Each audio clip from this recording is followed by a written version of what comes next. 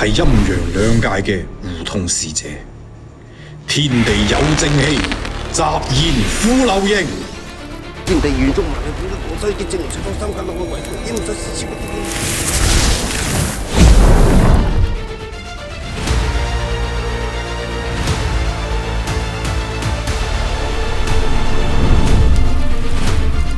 乜嘢叫偏眼通？如果佢有立體性嘅話咧，其實就係半開嘅直角眼。點解佢會遇到接二連三咁不幸嘅嘢咧？產生嘅一個緣由咧，其實係從佢爺爺嗰度㗎，即係我哋俗稱嘅知命認命，但佢唔改命咯。好，佢嘅門派盤古帝王其實係我其中一個份。